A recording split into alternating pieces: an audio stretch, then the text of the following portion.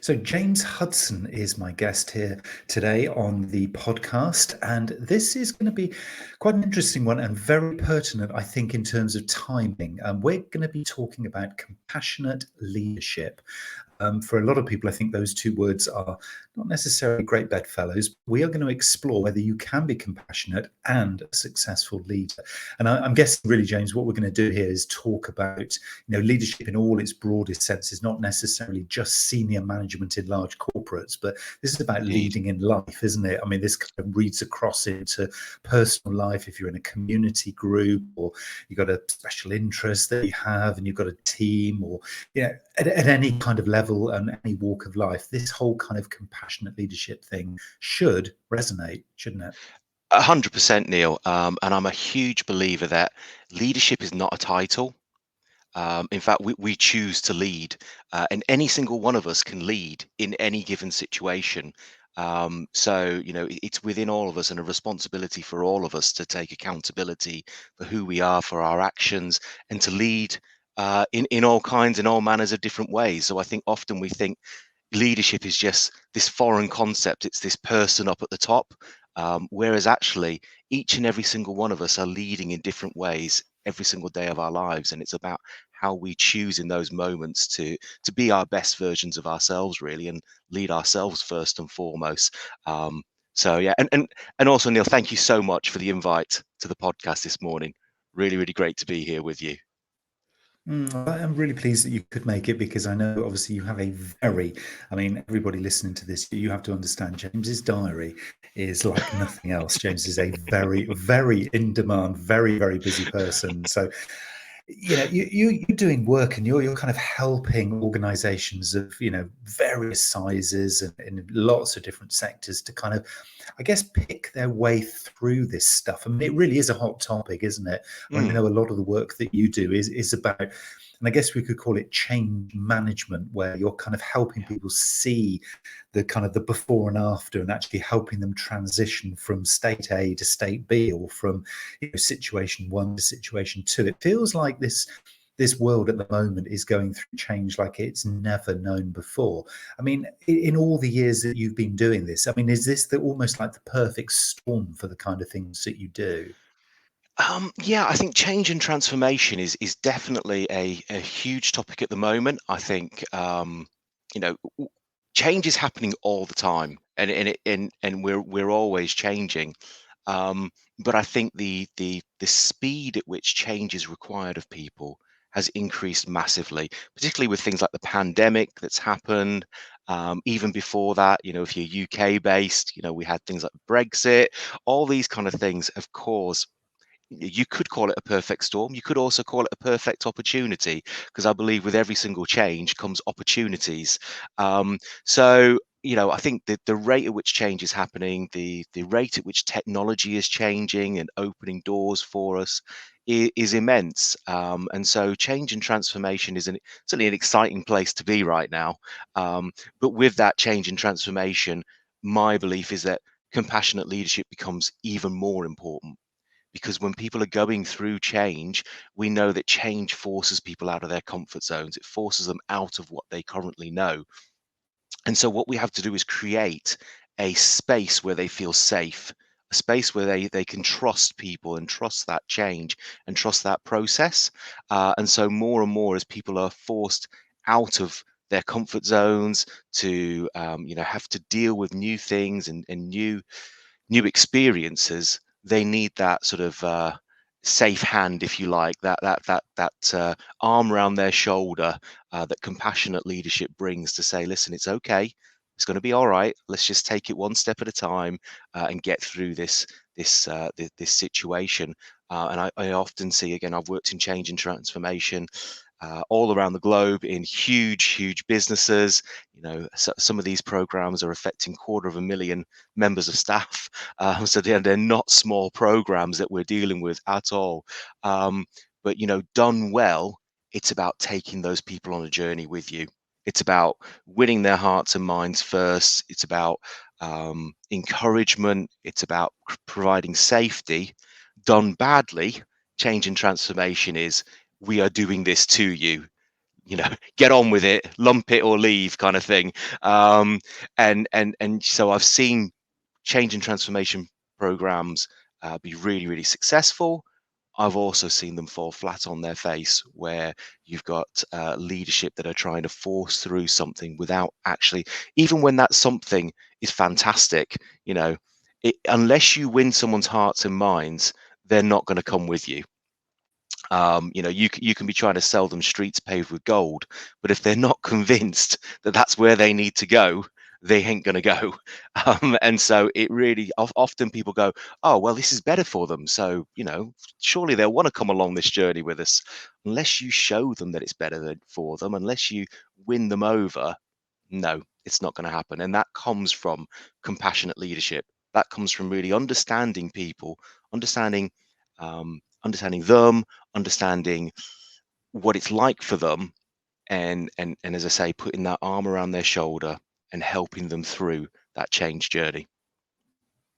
Is there something almost sort of counterintuitive here at the start of what you just described there? It was almost like, is it being sympathetic to their fear? Because I guess for a lot of people, change is as a fearful thing. It's, obviously decisions are always made. It's either through love or through change, through love or through fear. And if change is perceived by somebody who you are leading as a little bit fearful, the unknown doesn't resonate. For lots of people, you've used the word opportunity then. I think for me personally, and I'm sure for you as well, I know for you as well, it's exciting. But for a lot of people, it's not exciting, is it? It's kind of fearful. That unknown is stepping out of something that is, I guess there is no sort of, a surety in this world at all, really, but people perceive it that way. And so if they're fearful of the change, is compassionate leadership just kind of beginning to sort of evolve this definition? Is it about being sympathetic to the fear of others?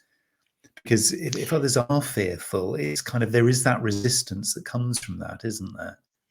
There is, absolutely, but it's about trying to understand why they're fearful, because it comes back to understanding and showing empathy. So if we could very much use that word sympathy. If we look at the definition of compassion in the dictionary, the definition literally is to suffer with someone.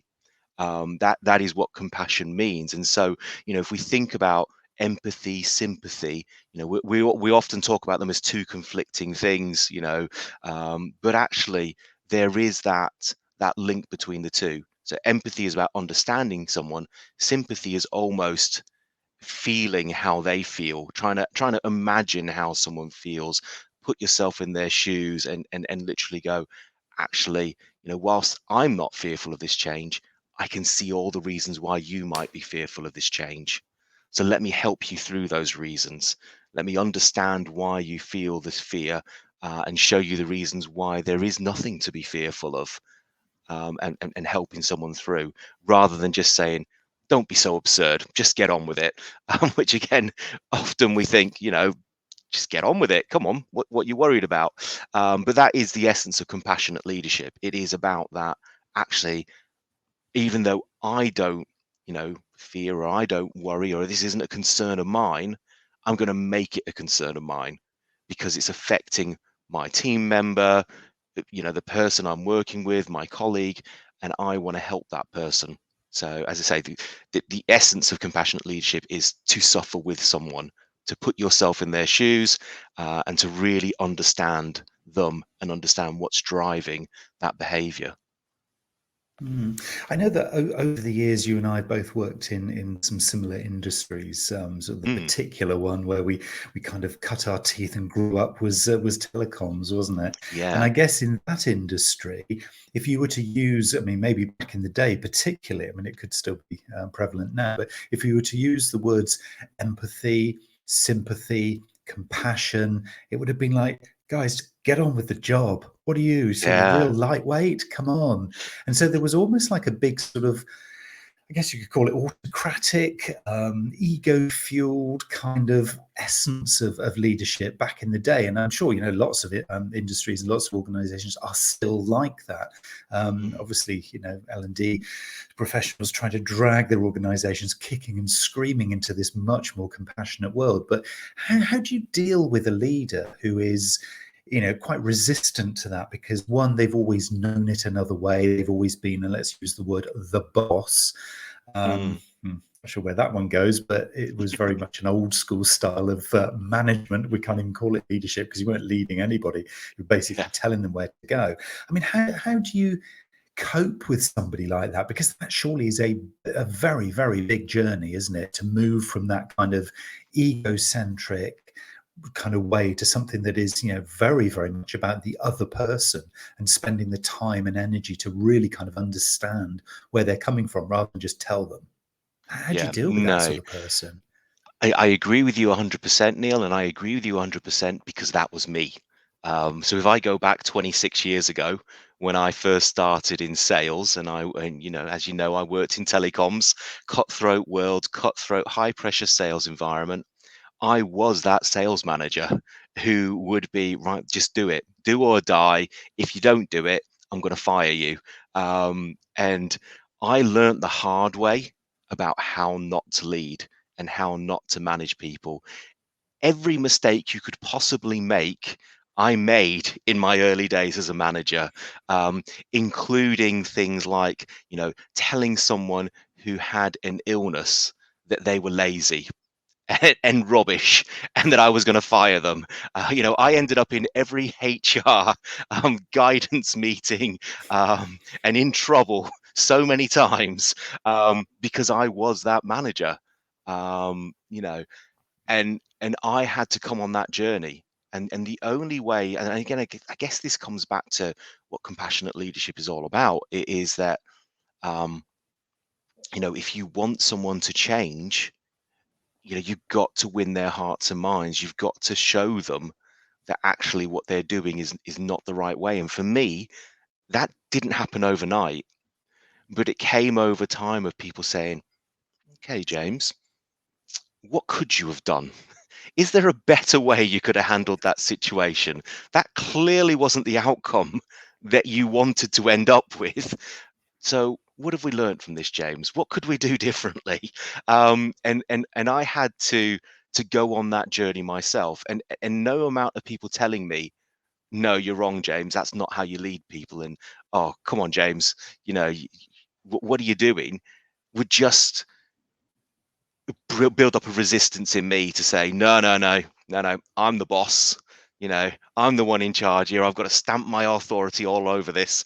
And whenever I say that, I have Cartman's voice in my head. "You must respect my authority," because that's literally what I was like as a boss in my early days. It was like, "I'm the boss. I'm in charge here. You must respect me." And what I've learned over the years is that actually, in order to get someone's respect, you have to respect them first in the first place. And actually, if we respect other people, if we treat them with compassion, if we don't judge, then actually we get that in return. And people will listen, and people will take the time, and they will respect what you say to them, and they will go above and beyond for you. Whereas if you are the kind of manager who just tells people what to do, bosses people around, expects people to do it because you've told them to do it, actually people will, it will get people's backs up, and they will do the minimum for you, the very, very least they can get away with. Whereas if people respect you, if they sit there and go, "Actually, my manager genuinely cares and genuinely is trying to help me and understand me," they will always go the extra mile for you. They will go above and beyond your expectations and deliver outcomes for you that actually you didn't even think existed, because you just unlock all that creativity by creating that safe space in which they can operate and do their best work. I had a flashback as you were just going through that description there of almost like the ideal, alternative, should we say, to that Mm, horrendous manager. Yeah, you can just, you can picture them sort of red in the face, really kind of stressed, really anxious, and almost fearful in their own sort of skin of kind of what actually is going to happen here. It's almost like a kind of then, relays over onto the other person or the team, because there is no going back from that, really, is there? I saw in my mind's eye, as you were describing that, probably the best leader that I ever worked for and with, but I would say actually worked for, because it was that kind of a relationship. You knew who was boss, but the way he did it, he was ex-military. And I always find that when it comes to leadership, the amount we can learn from the military, they just seem to really have nailed it in many, many ways. And a lot of the things that he used to do was, it was time. It was time. He would give you the time. You didn't get much time, but the time that you had with him, the focus, it was laser precision. It was all about you. So you might have only got 2 minutes, literally. He would say, let's walk and talk. And it was that kind of old cliche that you see in all the American movies, walk and talk, and you're going through the office and stuff. But in those 2 minutes, even though you were walking and talking, you knew you had his undivided attention. So, compassionate leadership doesn't have to necessarily be all about kind of tree hugging and everyone relaxes and chills and, this kind of thing. It is just about those moments, isn't it? Those moments of attention. And as you say, really kind of getting to the understanding of the other person. So it doesn't have to be something that takes, oh, well, I haven't got the time for that. This is going to take me hours to do this thing. Am I kind of reading this right? Because No, I've only really got one example of where this no, has no. been really, really good. You've seen Yeah. others, that's true. 100%, but absolutely, that is a great example of compassionate leadership, because actually when you needed him, he gave you his complete undivided attention, and we all see it play out in offices all around the world, where you'll have a member of staff go to their manager, and they'll say, they'll obviously need something, and the manager's there furiously typing away on their computer, and they'll be doing the whole, I am listening, just carry on. And that your manager's not listening to you. They're not paying attention to anything you're saying, and yet they do it. So actually, a good manager goes, I'll just put that to one side, and I'll either give you my laser focus for the time that you need it, or I will say to you, listen, I just need to get this email done. Give me 2 minutes, and then you can have my undivided attention. And it's about making time for people. That again is a fundamental to compassionate leadership. Is that people need time, people need attention, and again, it goes 2 ways. When you give someone your undivided time and attention, guess what? They give you their undivided time and attention in return. So it's the thing about all of this compassionate leadership stuff is it's not rocket science. It really is just genuine human relationships. But I think, as you say, it's so alien to some people, because we're told from management, it's about being powerful, it's about asserting your authority. Compassion is weakness. You must show your strength. Whereas the complete opposite is true. Compassion is strength. If in a moment where you have every right to be angry at someone, to say, what on earth are you doing? You actually just turn around and say, just explain to me why. Talk to me about what's happened. I need to understand what's caused this situation. And you give people that space and you don't judge them. That is strength, rather than turning around and acting out on our reactory emotions in that moment. So strength is actually taking the time to understand and stop that cycle of sort of anger and all that kind of stuff that we see in workplaces.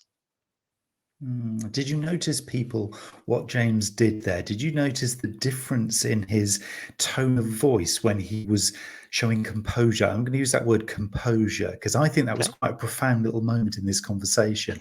The way that you sort of changed the intonation of your voice there as you were questioning the person. You gave them the space, but you brought the tone down. You sounded more relaxed. It was more composed from your perspective. And so I'm guessing this kind of reciprocity, I always struggle saying that word, that Yeah. reciprocity from the other person, where they reciprocate back. It's like, oh, okay, I'm in a safe space, so I can now actually convey back to you, James, kind of actually what happened. I didn't really want to say it, but you've relaxed me because of your body language, because of your tone of voice. So there is this kind of mirror effect thing going on, isn't there? You do, as you said earlier, you get what you give. If you go in Yeah. all guns blazing, you're going to get all guns blazing back at you. But if you do that composure like you just did there, I mean, even I kind of felt that. It was like sort of, oh, this is a nicer space to live in. Completely, It completely relaxed everything. unintended, Neil. Completely I see the unintended, but that professional is in you. So you're exactly, doing this yeah. without even realizing it. But that's it, isn't it? But Yeah. it is this kind of mirror effect, isn't it? Really, that if somebody wants something, if you play that role, you play that part, and you do it in such a way as you want it returned, it just happens, doesn't it? We're Yeah. funny things as human beings, aren't we? Mm. And before people kind of go, which I know people will say, well, what's the science behind this, James, and all this kind of stuff. This is just mumbo jumbo, airy fairy stuff. And if you want to look into this, there is an awful lot of science behind it as well, Neil, which is again excites me. So there's something called polyvagal theory, which again I'm still getting my head round, because I'll be honest with you, I am not the highest detail person out there. But I have read some of the reports on it and things like that. Psychologists use it a lot, counselors use it a lot, but polyvagal theory basically states that when we feel safe, we actually do our best work. We have freedom to express ourselves. We have freedom to be creative. We have freedom to perform. And that all comes from a safe space. So it's a polyvagal theory. Check it out, guys, if you want to look at the science behind all this stuff. But it's been proven with science that actually, when we create safe spaces for people, they actually perform at their best.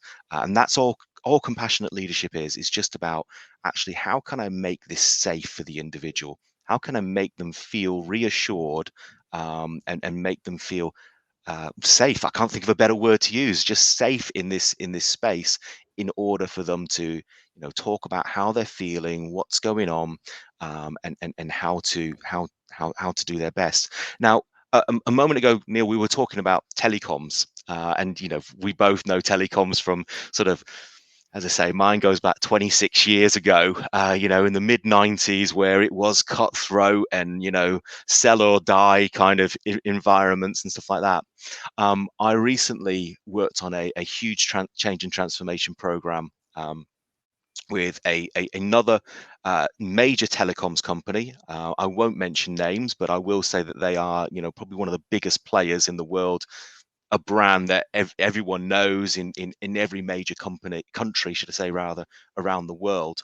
And they are actually exploring this stuff as well. And they are bringing in the whole let's talk about how we feel into their workplace. But they do it in a really, really clever way, because again, most people, we're not at that stage yet where we feel comfortable to say, oh, boss, I'm feeling a little bit depressed today, or we find it hard to put labels, if you like, on our emotions, or to express how we feel from a mental health point of view. And so this particular company use a language that's actually quite clever. They call it playing from a 10. And all they do is basically just give themselves a number between 1 and 10 about how they're feeling that day. And so therefore, we don't have to put labels or mental health or anything like that around it. We simply have to say, do you know what, today I'm feeling like a 2. And then the team just come around them and say, hey, okay, if you're feeling like a 2, what can we do? Is there anything we can do? Can we help you at all? And the idea is not to have everyone every single day playing at a 10, because that's not possible. We all have stuff going on in our lives. We all have bad days at work. We all have those days where we have customers screaming at us. It's not going to be a great day.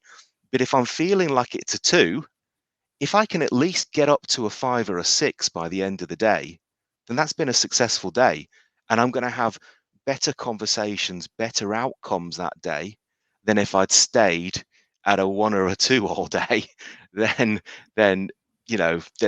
so there are ways of doing this, is what I'm trying to say, where we don't have to kind of put labels on things and sort of have these, you don't have to become an amateur psychologist to be a compassionate leader. You can find a language that works for you and works for your team to be able to express this is not a good day, I need a little bit of help here.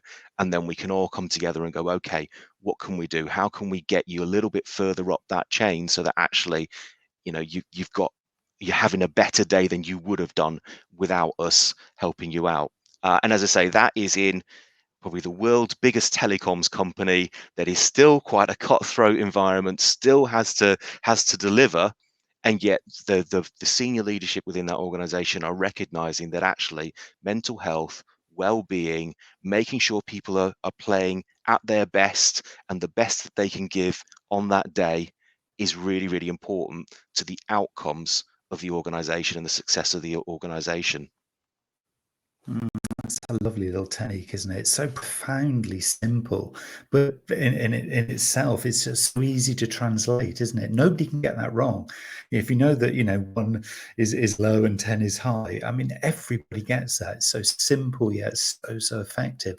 Do you feel that kind of the structures in those kinds of organizations support this compassionate leadership? Because if you have an organization that has what might be called a traditional kind of hierarchy, doesn't that just by its nature, I don't want to get sort of too heavily into company structures and things like that, but I'm just curious about forming a team. A lot of people at the moment are kind of pivoting their organization or their department, or kind of recruiting in their teams and stuff. Does the old traditional model of boss at the top and workers below, does that still kind of support this idea of compassionate leadership? Can the two kind of sit together, do you think? Um, I think that, from my experience, I think you're right. The way teams function is radically changing, and we are moving away from this whole one boss. Yes, there has to be someone in charge, but just because you have a title does not mean that you're a leader, and just because you don't have a title doesn't mean that you can't lead. And so I see it happen an awful lot in high performing teams where actually, yes, we've got someone who is accountable for the results of this team, but ultimately within the team we have lots of leaders for different things. So actually, when we look at people's strengths within the team and we go, actually, you are the leader, for getting sales results. This person over here might be the leader for the knowledge and looking up information and finding things out for the team and providing that information for the team. You might have another person over here who's the leader when it comes to data and results and looking at performance figures, and their role is to share those with the team. So whereas traditionally maybe we might have one person who we look to who does all this stuff for us, actually we might share that out across the team because there are other people who have those strengths and who are a better fit to lead in that situation and in that scenario. And again, I think that's another facet to compassionate leadership, is actually allowing people to thrive and allowing people to utilize their strengths and saying, actually, I don't need to be the boss, the one with the title, the one who everyone looks up to me. It's not about my ego, it's about all of us excelling and all of us doing really, really well. And so that means people playing to their strengths, and I see that an awful lot in high performing teams these days. Again, it's quite a new concept, and a lot of people are not comfortable with that, relinquishing some of that power, if you like. But again, if you put the power with the person who is best placed to be able to do that, then the team is going to be better as a result of that. There's another little golden moment from the voice of James Hudson there. Honestly, this conversation, we've had so many little anecdotes that are just, yep, going to take that one. Yep, I love that one too. There was one final. I know you have to dash off because you have a group to attend to today, and more important stuff that you're up to. But I'm just going Not to at one all, further Neil. kind of on this one is this whole idea, just building on that last point there of relinquishing the responsibility is kind of how it might feel. Do you therefore feel then that the compassionate leader of the future almost like needs to kind of reinvent their whole mindset as being not that I boss and manage people, but am I then the holder of the vision So I'm going to use that phrase, the holder of the vision. So Mm. basically, I am the custodian of the reason we come together as a group or as a team or as a business. And as long as I evangelize that and I do it with compassion, that is my new role. So my new role is not to tell you what to do, it's to hold the vision so that you always know the reasons why you're being asked to do what you do. And then you can go off and lead individually. You can kind of go and do all your specialisms as you described it. So does the boss of old, are they kind of reinventing themselves as holder of the vision? That's my I question, I like guess. that. I've Yeah. waffled around that, but No, no, no. to me, that's kind of what it is. Yeah, I get your point completely, Neil, and I'll be honest with you, I am by no means an expert on compassionate leadership, but this has come, as I say, from my journey of 26 years in leadership and management, delivering leadership and management training, but also leading and managing, some enormous teams on a global scale, in some major operations. So. And I hadn't considered that before, but absolutely 100%. We all know when we talk about leadership development training, one of the key aspects of being a leader is about having a vision, sharing the vision, inspiring others with the vision. We've all led those leadership development sessions, and I think you're absolutely right, Neil. I think one of the aspects of compassionate leadership is about holding that vision, about just bringing people back to the vision all of the time, and reminding them this is what we're here to do, this is what the purpose is. Um, I follow Simon Sinek an awful lot. I mean, I'm sure you've seen his work, Start with Why, and all that great stuff. And so I'm a massive believer in vision and purpose, and not being focused on profit, but being focused on purpose and how people want to be to do great things. We've just got to allow them the space to do those great things. And so I absolutely would say compassionate leadership is about creating the space, creating the purpose, creating the vision, and then allowing people to do their best work. And not there's a quote that I use when I do change and transformation training. Um, and for the life of me, I can't remember who it comes from or anything like that. This is how bad of a trainer I am, Neil. Yeah. But I always have it on my screen in my slide deck, and it always really opens up light bulb moments for people. And it's a simple quote that says something along the lines of, "If you want to build a ship, don't split your workforce up and give them tasks and ask them to cut down trees. Instead, make them yearn for the open seas." And that is literally what we're doing with compassionate leadership. Is we're not sitting here telling people what to do. We're giving them the space to do their best work, and we're just winning their hearts and minds and getting them to yearn for a better way and showing them there is a better way and we can achieve this together. But not telling people, well, you've got to do this and you've got to do it this way and it's my way or the highway.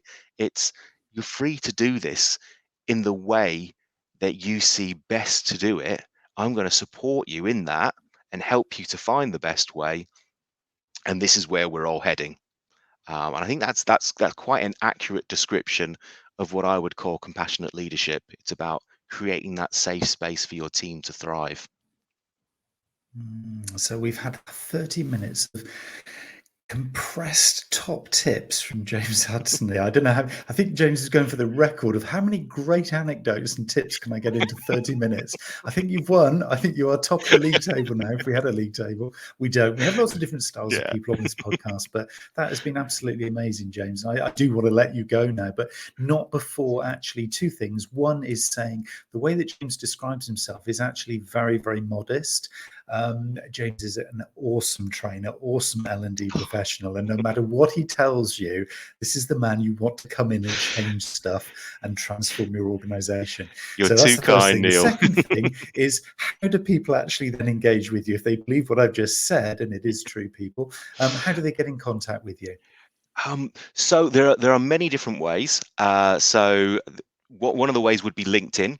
So I am fairly active on LinkedIn. So feel free, anybody, to connect up with me on LinkedIn or to follow me on LinkedIn. You can also, so my change and transformation company is called Drive Development Solutions Limited.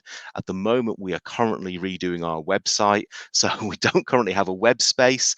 But if you want to contact me, we've got a info@drivedevelopment.co.uk email address that you can use for that.